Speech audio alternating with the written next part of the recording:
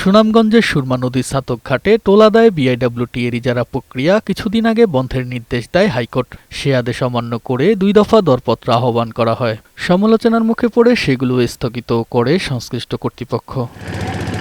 তবে ছাতক দোয়ারা বাজার এলাকায় পণ্যবাহী নৌযান থেকে এখনো প্রকাশ্যে চলছে চাঁদাবাজি। বিআইডব্লিউটি এর নাম ভাঙিয়ে কয়েকটি স্থানে ইজারাদারের নাম ঠিকানাবিহীন রসিদ দিয়ে টাকা আদায় করা হয়, না দিলে করা হয় মারধর।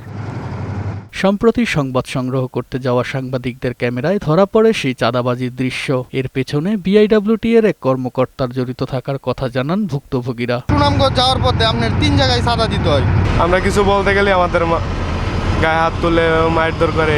এদের বইয়ে আমরা টাকা দিয়ে যান বাসায় চলে যাই। অতিরিক্ত টুল এবং ট্যাক্স আদায় করা হয়, যার পরিপ্রেক্ষিতে নির্মাণ সামগ্রীতে ব্যয় বাড়তেছে। যদি হাইকোর্টে স্থগিতাদেশ থাকে তাহলে কিভাবে এটা কোটেশন দেওয়া হইলো? ঊর্ধ্বতন কর্মকর্তাদের সাথে প্রশাসনের কাছে আমরা জবাব চাই।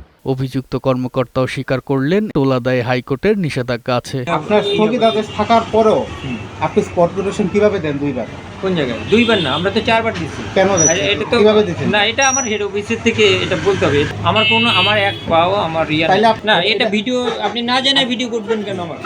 আমি কি না বসবো তো, আমি তো বসার জন্য বলছি, না জানে এটা ভিডিও করার উচিত না। নৌপথে চাঁদাবাজি বন্ধে সংশ্লিষ্ট কর্তৃপক্ষ দ্রুতই পদক্ষেপ নেবে এমনটাই প্রত্যাশা ভুক্তভোগীদের। তুষার আহমেদ, বৈশাখী সংবাদ।